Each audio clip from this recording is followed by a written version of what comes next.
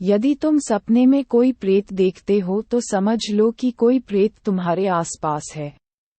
कभी कभी वो प्रेत अपनी उपस्थिति का जबरदस्त एहसास कराने के लिए तुम्हें सपने में ही चोट पहुंचाते हैं, और वो चोट तुम्हें वास्तविक रूप से कई दिन तक परेशान भी कर सकती है। वीडियो चैनल का उद्घोषक लगातार बोल रहा था। अदिति ने सिड को समझाते हुए कहा, क्या बकवास सुन रहे हो तुम? ये वीडियो चैनल दिन रात यही सब बकवास करते रहते हैं। कुछ अच्छी बातें भी देख लिया करो। सिड ने वीडियो चैनल को बंद करते हुए कहा। सही कह रही हो अदिति। ये सब बकवास सुनने से दिमाग में कई किस्म के भ्रम पल जाते हैं।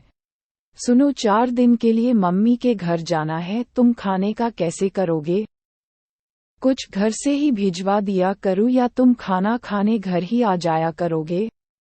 अदिति ने सिड से पूछा। सिड ने जवाब दिया, अरे यार, मेरे खाने की चिंता तुम मत करो। कुछ न कुछ हो जाएगा, कभी तुम्हारे घर कभी स्विगी जिंदाबाद।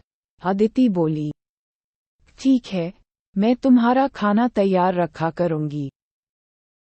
आकर खा लेना या पैक करा कर ले आया करना, सिड बोला। 4 दिन की ही तो बात है, तुम चिंता मत करो, सब मैनेज हो जाएगा। अगले दिन चारों ओर अंधकार को देखकर सिड का मन खाने को नहीं कर रहा था, लेकिन अदिति की जिद की वजह से उसे उसके घर 10 किलोमीटर दूर अपनी ससुराल में जाना ही पड़ रहा था।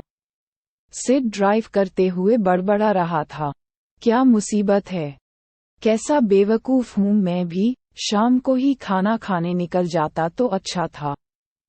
अब इतनी रात में घर से निकलना एक बेवकूफ़ी ही थी। सदियों का सीजन होने की वजह से मेन रोड लगभग जाम थी, इस वजह से सिड ने बाईपास से ड्राइव करके ससुराल जाने की सोची थी, लेकिन अब अंधकार की वजह से उसे चिड़चिड़ाहट सी हो रही थी। तभी सामने रास्ते में एक बड़ा सा पेड़ का तना पड़ा देखकर उसकी चिड़चिड़ाहट और ज्यादा बढ़ गई। उसने कार रोककर तना हटाने का निर्णय लिया और कार रोक दी। तना काफी भारी था। जैसे ही उसने वो तना उठाया, सामने काले कपड़े पहने अंधेरे में अंधेरे का हिस्सा बना वो हैवान उसके सामने आ गया। उसका डीलडोल देखकर सिड थोड़ा घबरा गया और पीछे हटा। वो इंसान या हैवान जो भी था, उसने आगे बढ़कर सिड को पकड़ना चाहा। सिड को कुछ नहीं सूझा, कार तक पहुंचना संभव नहीं था, इसलिए वो विपरीत दिशा में दौड़ पड़ा। वो इंसान या हैवान जो भी था अब सिड के पीछे दौड़ रहा था। रास्ता इतना खराब था कि सिड चाहकर भी तेज नहीं दौड़ पा रहा था। सिड ज्यादा देर न दौड़ सका, जल्दी ही उस हैवान ने सिड को पीछे से पकड़ लिया और उसकी विशाल भुजाएं सीट की छाती पर लिपट गई। उस हैवान की पकड़ इतनी मजबूत थी, सिड उस पकड़ से निकल नहीं पा रहा था। उस पकड़ की वजह से सिड की छाती में भयानक दर्द हो रहा था और उसका दम घुट रहा था।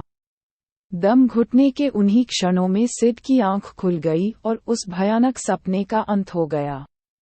सिड के चारों तरफ अंधकार था। सर्दी के मौसम में भी वो पसीने से तरबतर था, और सबसे खतरनाक बात, जहां उस हैवान की बाहें सिड की छाती पर कसी हुई थी, उस जगह अब भी असहनीय दर्द हो रहा था।